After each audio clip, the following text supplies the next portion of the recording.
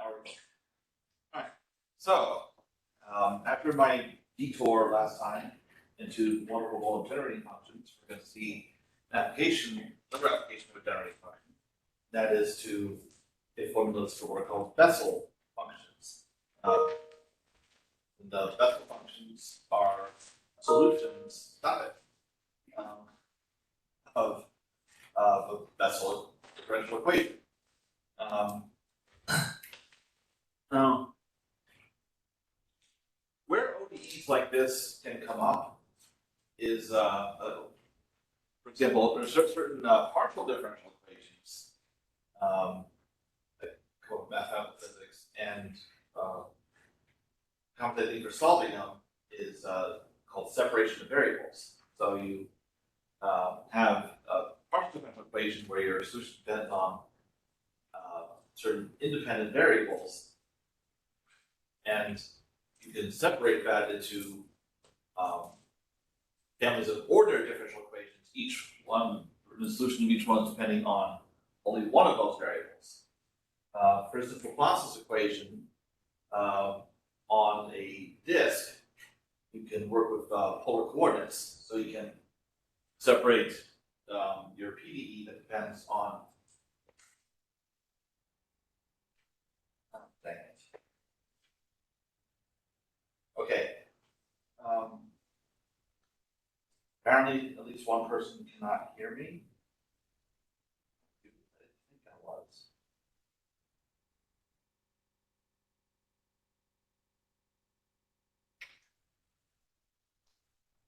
Audio issues when I joined last time, but it was like on my things. It freaked me out. I like it. Okay. All right. So we have one person who cannot hear me and one person who can.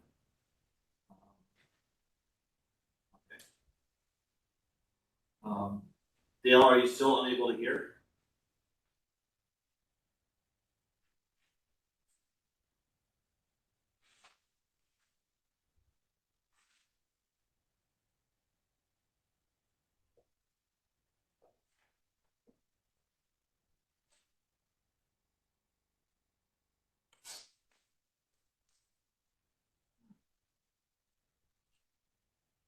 Yeah. Make sure it's not.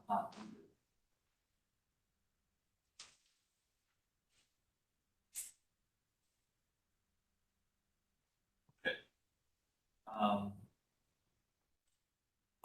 Because if all else fails, we have a recording where my audio will be on that. So hopefully that gets resolved somehow. Oh, okay. So, all right. Laplace's equation on a disk. So that's a PDE that depends on polar coordinates r and theta. So you can separate your PDE, solution depends on r and theta, into families of ODEs, where in one of them, your solution is a function of r, and the other solution is a function of theta. And in that situation, the equation that depends on r is Bessel's equation. It's related to Bessel's equation, so the solution ends up being a Bessel function. So that's the kind of situation where this kind of ODE pops up, and that's why we need solutions, Bessel functions, that are helpful for describing solutions of important PDEs in mathematical physics. And we'll see other ODEs we've seen some ODEs like this already, like John's equation, or John polynomials or Hermite polynomials, and we'll see a few more of these as we go. So for this chapter, we're dealing with Bessel functions. In the next, we'll deal with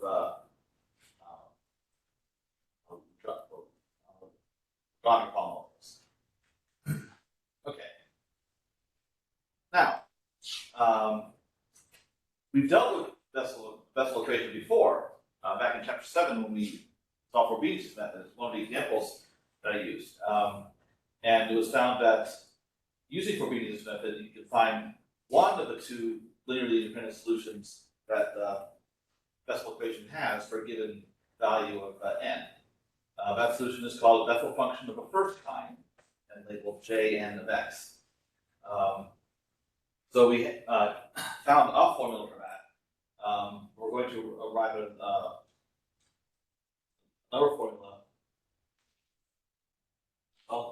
same formula in a different way. Here, using a generating function.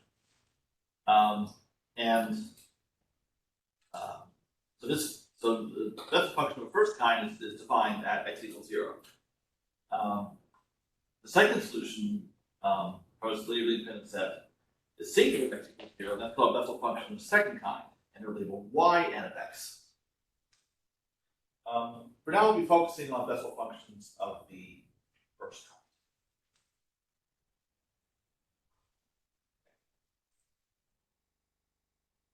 All right. Now, to find Bessel functions and properties, we're going to use a generating function. I mentioned I used a generating function last time. It's basically a power series.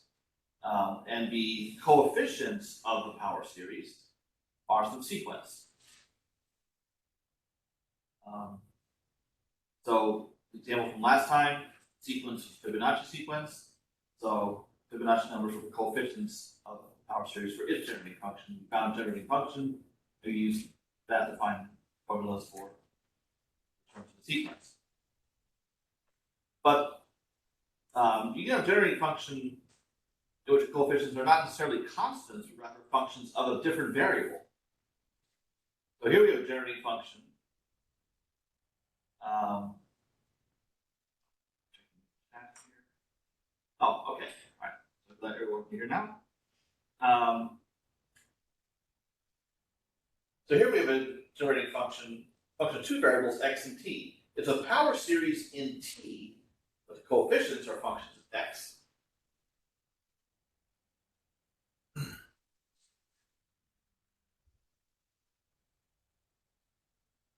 So this function right here is the generating function for Bessel functions. So e to the x over 2 times t minus 1 over t. And that has this power series in t. The coefficients are functions of x, and they are the Bessel functions of the first kind, of integer order. So the subscript here, that's called the order of the Bessel function. Now, Bessel function does not have to have integer order. Now, the case where it does have integer order is interest to us, but we will talk about non-integer orders too. But for now, we'll stick with the integers. The idea is to use this generating function to get formulas for Jn of x.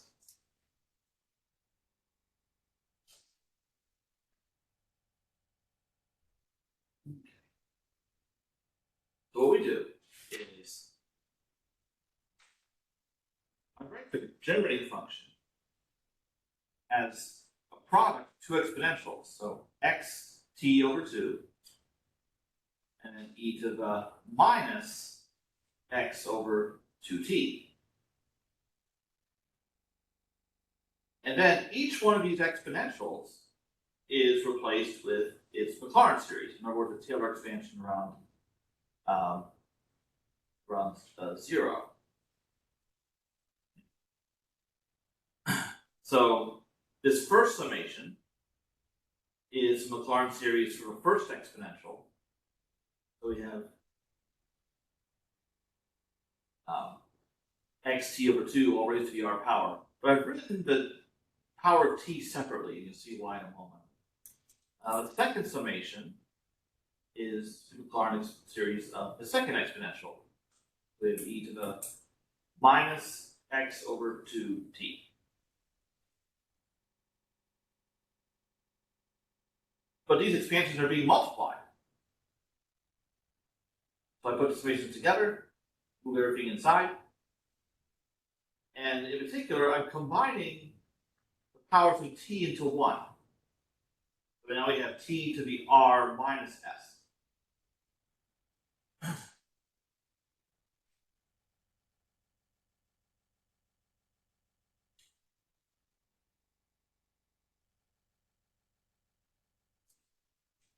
Now, we look at the form of original power series for generating function. It's a sum over n minus infinity to infinity, coefficient n times t to the n. Now we don't have that here, but we do have summations involving powers of t.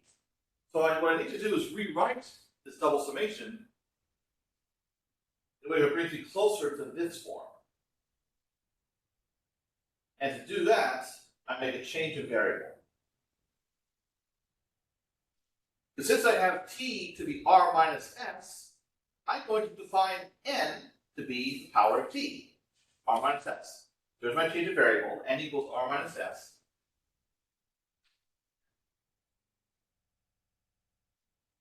So now I'm going to eliminate r.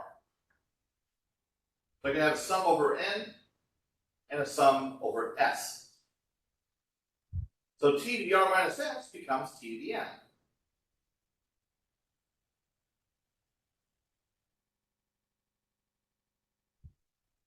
And then n is ranging from minus infinity to infinity. Now, the reason why I know it ranges from minus infinity to infinity is because look at r and s. R and s are both non-negative integers. They can be any non-negative integer. But n is a difference of any two non-negative integers. That means for any positive or negative integer or zero, so any value, any integer value n whatsoever, I can find an r and an s such that r minus s is equal to it. So that's why n ranges from minus infinity to infinity, which matches what we have here.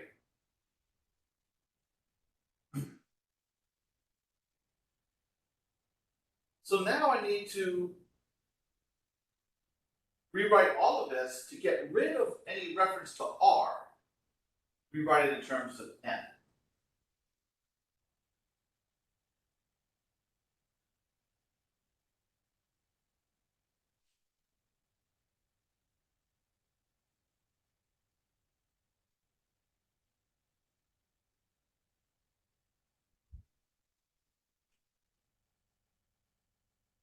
Now, since n is equal to r minus s, I can rearrange that and get an expression for r. R would be equal to n plus s. So wherever you see r in here, you replace it with n plus s. That's what gives me all of this right here.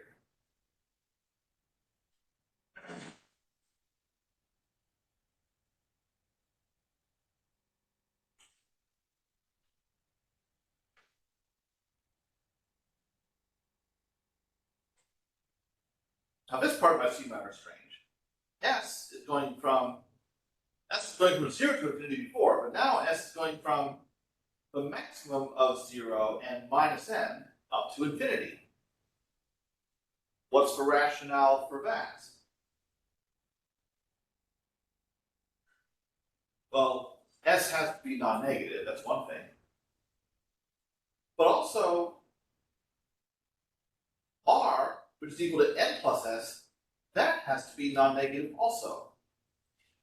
So, if I take this inequality, that tells me that s must be greater than or equal to minus n.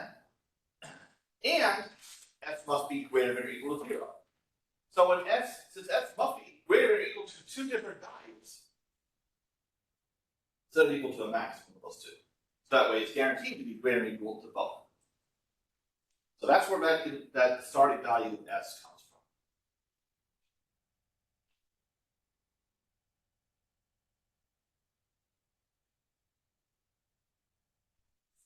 A lot has happened here.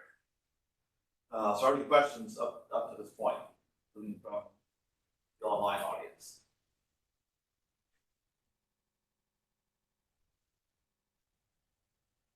I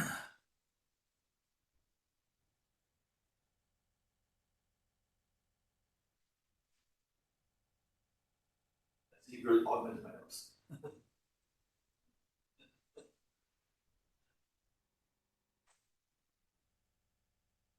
Now, we look at two different cases, n non-negative, then n negative.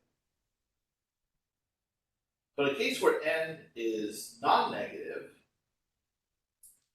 say s equal to a max of 0 or minus n, the max is going to be 0. So that disambiguates this. So really, I'm just going to have.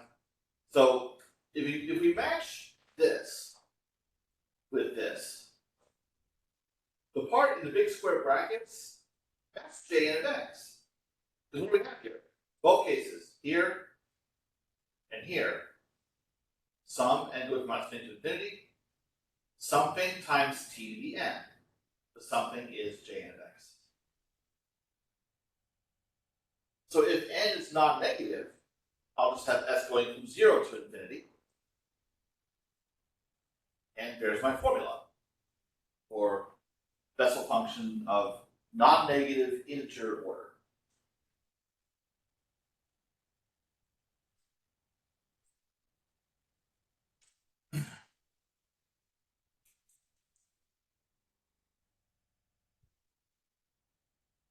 Now, if I replace n by minus n throughout, then I get this. But keep in mind, s ranges from 0 to minus n. So if I replace n with minus n in here,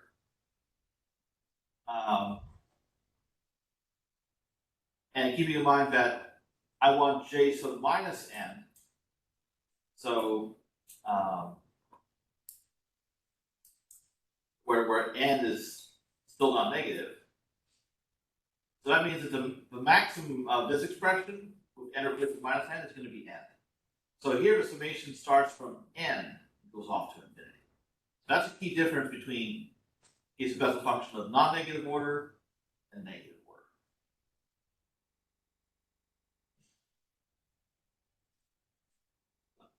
Everything else in here is explained by replacing n with minus n.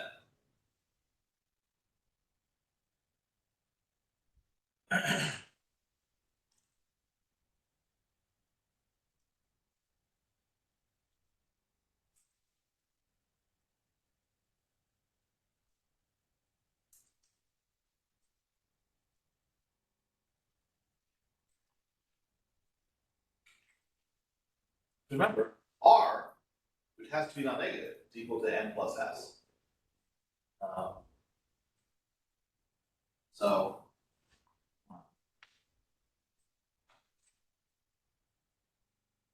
But considering the starting value, I guarantee that r is not negative.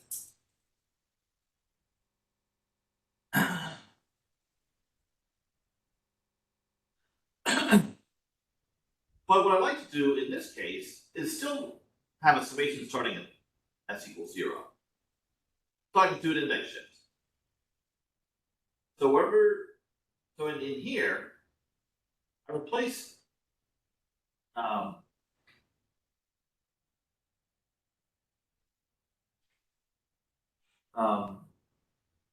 replace s by s plus n throughout. And that's going to change all of this to what we see here. And because s is being replaced by s plus n, to compensate for that, I decrease the starting index by n. So now we're starting at s equals 0.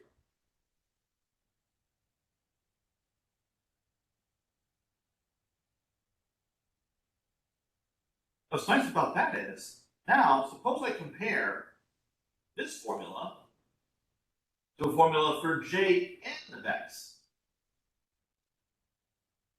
They're almost exactly the same. The only thing that's different is here we have minus 1 to the s, here we have minus 1 to the s plus n. So all I gotta do is I can pull a minus 1 to the n outside of the summation.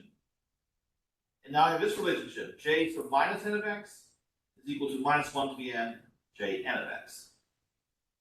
Now an easy way of expressing Bessel functions of negative integer order in terms of one of positive integer order. It's just plus or minus, depending on the value of that.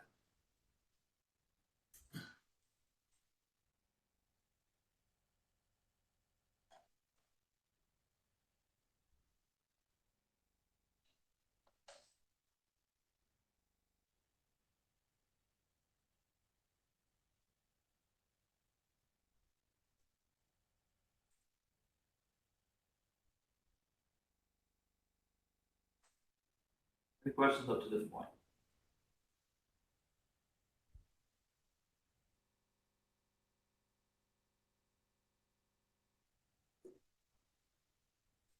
What about non-integer?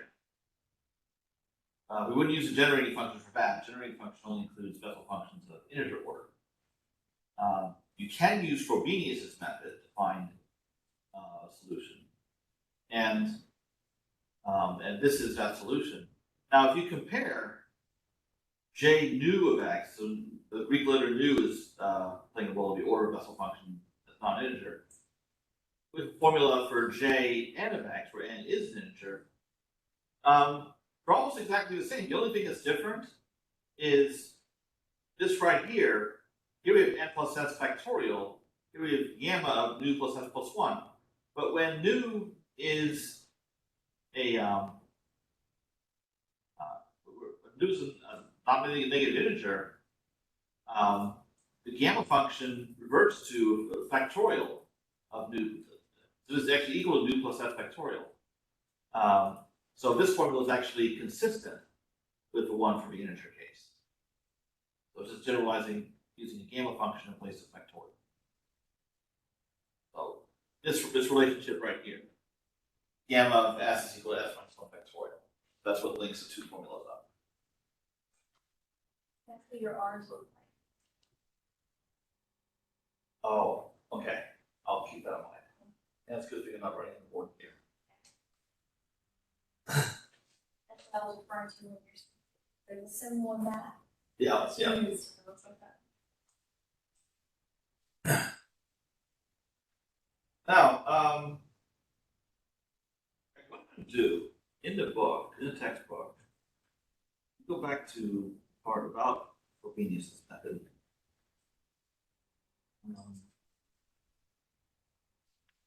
Bessel's equation.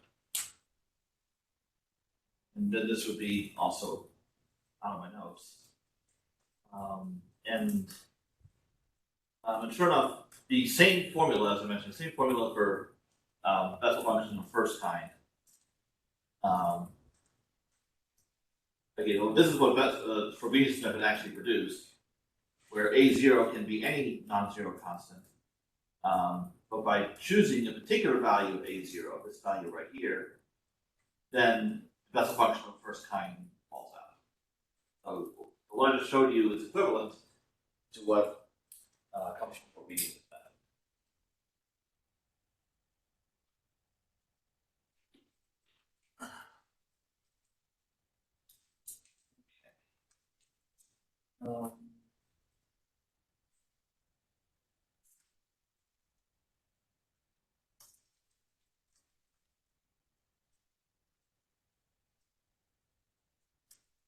Now, generating function, stepping back to the Bessel function formula, is useful for obtaining certain properties of Bessel functions.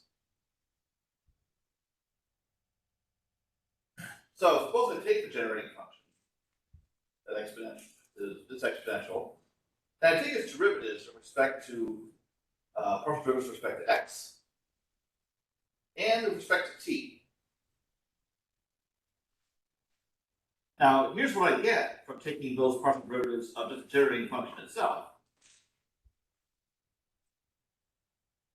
But if I also take the partial derivative of the power series form, so with respect to x, it means I'm taking derivative of the Bessel function coefficient. And then if I'm taking derivative with respect to t, then I'm just applying the power rule to t to the end. So now I have these relationships.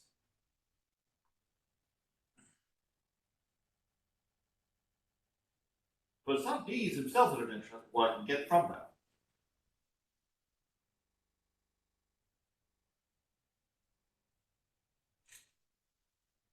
So, because in both cases, these derivatives are equal to the original generating function itself times something that arises from differentiation. Because anytime you're taking a derivative of an exponential function, it's just the exponential function itself times the derivative of the exponent. And that's what we get here, here. So the exponential I can just replace with its power series form, which is the sum of Jn t to the n.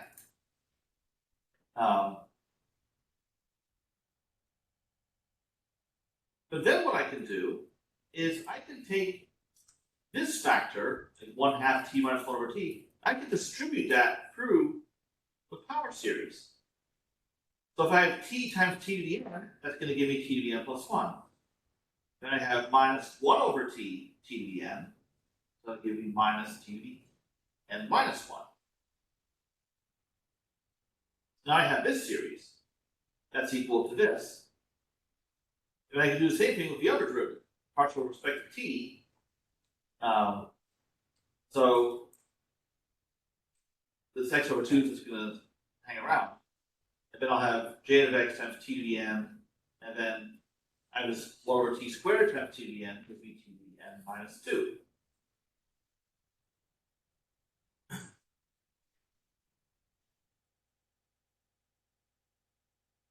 So, but what I can do when I have a power series equated like this, if I can rewrite these two series as something times t to the n, then this one, then I can equate it to this. So I need to do some manipulations on series, the kind that we've seen elsewhere, to get the relationship between Bessel functions of and their derivatives or relating to Bessel functions of different indices.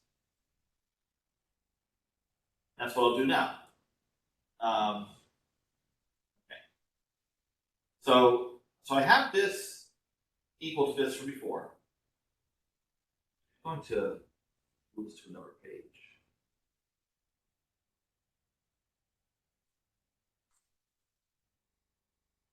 Okay.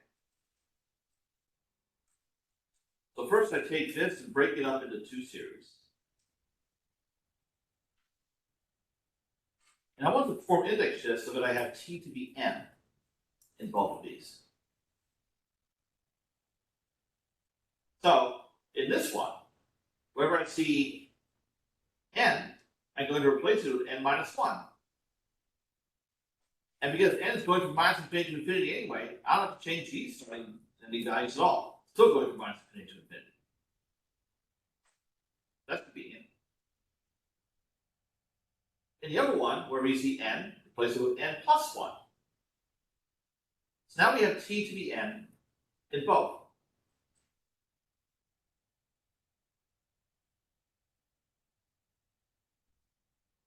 Now I'll put the power series back together. So I have something times t to the n on both sides.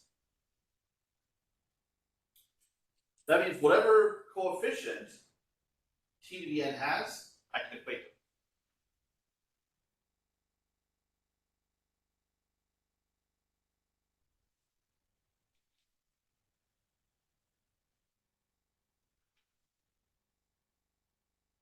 The reason I can do that is that the functions 1 t squared, all powers of t, they're linearly independent.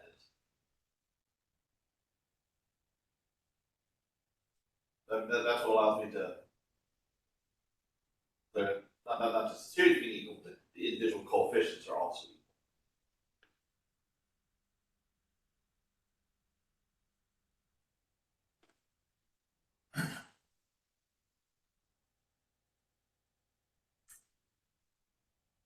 The same thing for the other one. This is what was arrived at before. Go for the same drill, you break it up into two series. Now here we have t to the n minus 1, so I want to match it to that.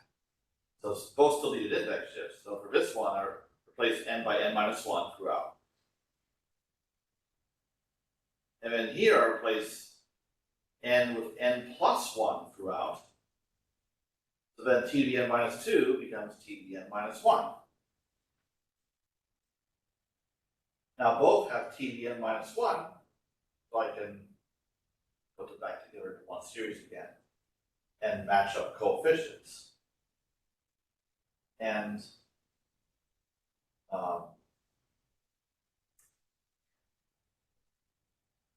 these are relationships that come out of it. by doing a little rearranging. So now we have the derivative of Jn can easily be expressed in terms of Jn minus 1, Jn plus 1. We also have a way to express Jn itself in terms of Jn minus 1 and Jn plus 1. So, so we have these recurrence relations that, between these Bessel functions of the first kind.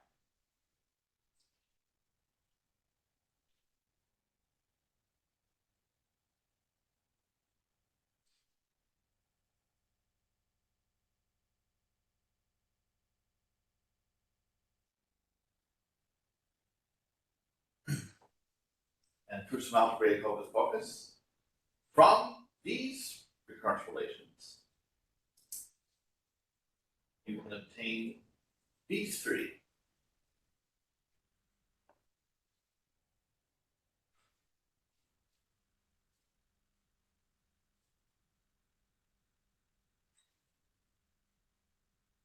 And you can expect I'm going to tell you how, but I will not, because that's a homework problem. So section 14.1, problem 4, where you derive all three of these, and they come from these two. I am open to giving hints on that.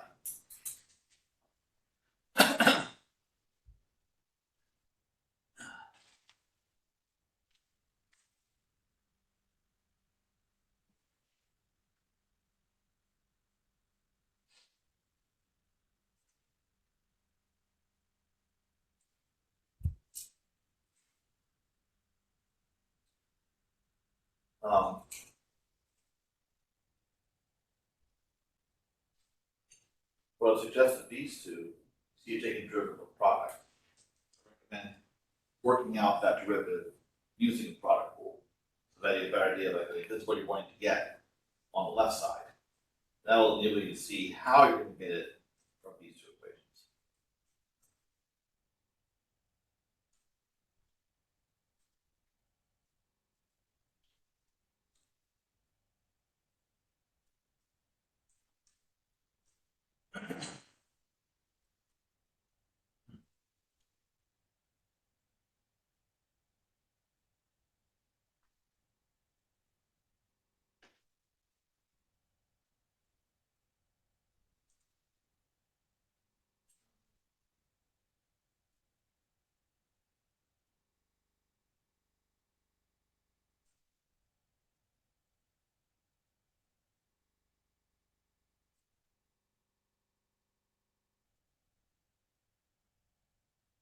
And I worked these out some time ago, and I believe what was necessary was having to use, in all three of these cases, using two equations together.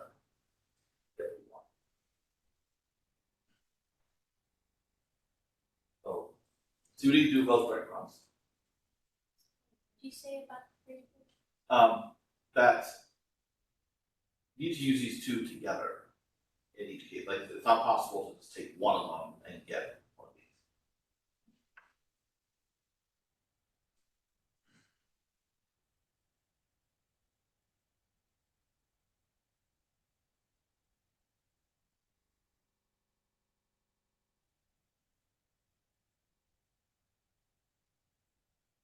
Now, I do have more notes, but when I was looking at these notes that I'd used the last time I taught this class 9 years ago, I was scrolling through the source file, and when I got to this point, apparently I left a comment in the source file saying, end of day 1. Apparently that's where I'm supposed to stop. Let's see, well, I think there are 5 pages. Yes, 5 pages of notes, but I'm already almost to the bottom of page 3. So based on that, we're doing fine. But I do want to find out if there are anyone with any homework questions.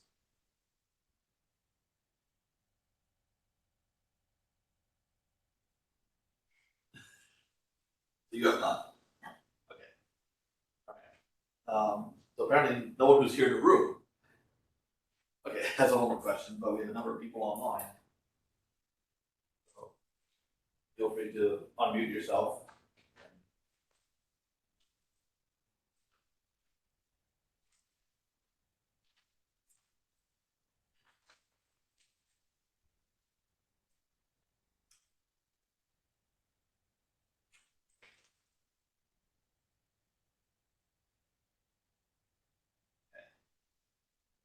Oh, okay. One thing I want to point out from assignments that I've recently graded, and well, besides the fact that more assignments do need to come in,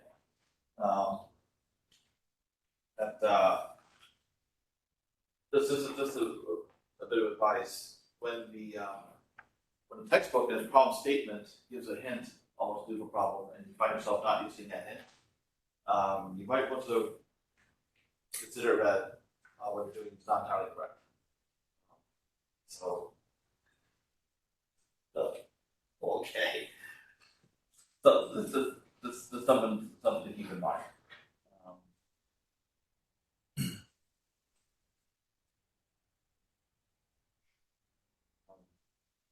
In particular, as a reference to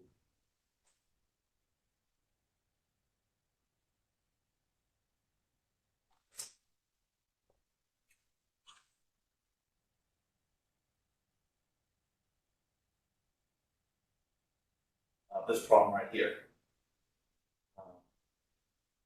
That now I actually have seen more than one correct way to this problem, but I also saw some incorrect approaches.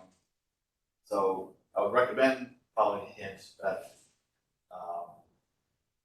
expresses these solutions in terms of their values and values of all their derivatives at a particular point, which is the center of the expansion. That would be. It's also possible to complete the problem using Frobenius method, because that does work in series representation.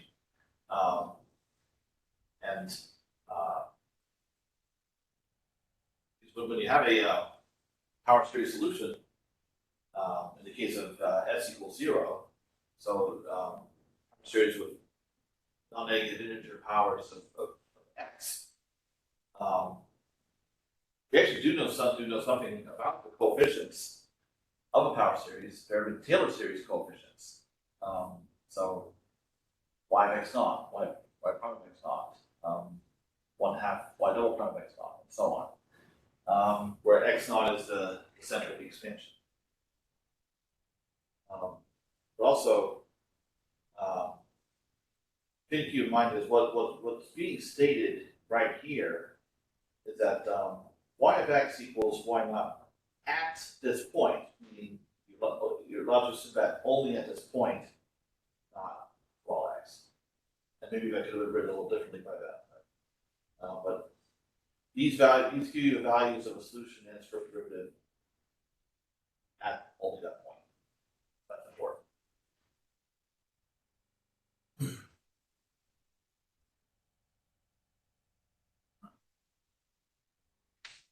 Okay. Last chance for anyone to voice some more questions.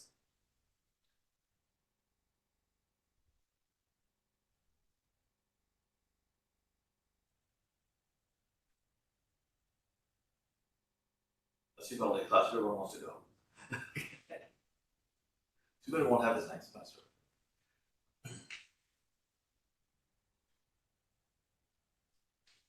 We'll pick up with this next week. Thursday. Next class. You already said it's already. Or less than YouTube. So, yeah, already said. Alright, so there's one document that has all the notes, and this was the 2 documents, so what you'll see posted on Canvas is what I covered today.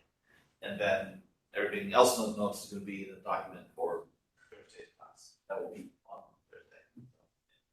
But by next week. Yes, I printed some. Yeah. I printed it the very, very first thing. Oh, of course. You changed some of it.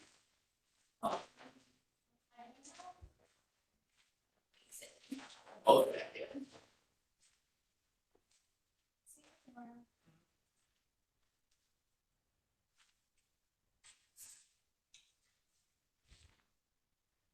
Important.